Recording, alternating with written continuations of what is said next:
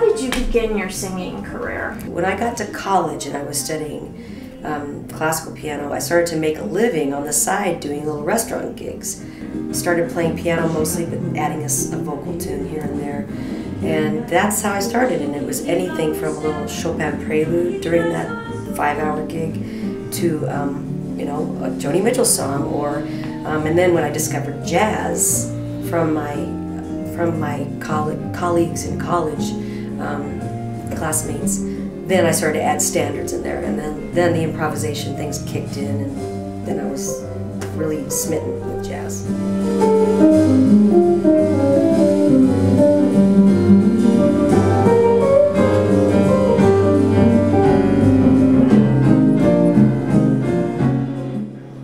When did you realize that things were starting to happen for you? Probably in Kansas City when, on the very first CD I made, #1, with Concord Records. Of course, it wasn't with Concord Records at first. It was, I put it out myself. I borrowed money to do it. I, hired my musicians. Really depended on my colleagues to help me out, and so then Concord discovered it, and we can go into that story if you want. But that turned out to be the first record with Concord, and so then you feel like you have some support. You're not just out there alone. I can't say enough how much self drive this kind of work takes.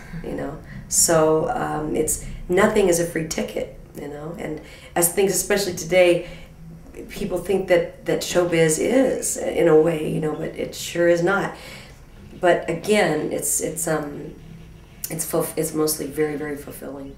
Who inspired you to sing, or was there anyone in particular that, as you were growing in your career, that you thought, wow, I could sing like that, but maybe better? Or? It's not been just one person ever. And it isn't just singers, because like I said, I'm first an instrumentalist, and I'm getting more and more back to that now, which I'm loving. What prompted that? Reducing the size of my band, partly. And realizing, actually, that's one part of it. I love working with other pianists, love it. My preferred thing is having a guitarist with me, because I think it opens up our palette, our musical palette. And I enjoy sitting down and playing, and audiences always ask me, why aren't you playing more? And well, I think, it depends on your state of, the way you think about it. It either frees you up or it doesn't. And it depends on what the repertoire is for me, whether it frees me up or not. So it's not just been singers who have influenced me. And when I have choices to what to go hear, of course it depends on specifically who it is.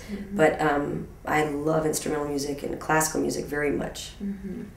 You've done Brazilian tunes before with your great From Paris to Rio album. And on your latest album, you've returned to the Brazilian tunes once again. What's the attraction there? Brazilian music, you can't get away from it. I don't want to, but you really can't get away from it in this jazz. I suppose heavy-duty beboppers, don't consider that really an important thing, possibly. I don't know, but good music is great music, and was it Louis Armstrong who said there's two kinds of music, good and bad? So, and obviously the grooves, I think, are what really speak to people at first who don't know the language, or but it's such a deep thing. There's so many layers to that culture that it's, I've said before, I think I've heard somebody else say that it's like saying you love Chinese food. Well, there are all kinds of, Chinese food to choose from, and so it's not just bossa nova, it's not just Jobim. I'm always learning about that. So our latest release, it goes a little deeper for me anyway than simply bossa nova, which I love very much, but it's got some folk tunes on it, actually. What musical worlds do you feel you still need to conquer, if any? I think I want to delve more into a freer type someday of maybe less traditional. I love listening to more modern jazz. And modern, it could have been done in the 60s and it sounds modern to me, Ornette Coleman or something like that. But you know, some of the guitarists today are doing some beautiful free things, and you know, saxophone players. So that would be something I'd like to pursue a little more. Writing is definitely something. Composing I want to do more of. I've only, you know, barely scratched the surface there. That's what I'm working on. Imagina, imagina, hoje à noite a gente se perder. Imagina, imagina, hoje à noite a lua se apaga. Quem já viu a lua crescer? Quando a lua começa no chão, lua cresce, é preciso gritar e correr, socorrer no ar. Why did you hook up with Nick Phillips, and what was it like working with him? Nick and I have been working together since number 3 on Concord Records, so I have 11, so he's been with me that long. As I mentioned, the first one I did it on my own in Kansas City, so I didn't even know Nick or about Concord. And then the second one, Carl Jefferson, the founder and president of Concord Records, was the producer, along with my good friend Stan Dunn, which is why I have a record label. And then the third one, I think Carl Jefferson put Nick on it for me. And he was kind of just starting producing then with Concord. So he's on staff at Concord. But the best thing about Nick is, first of all, I like him very much, but he's a musician.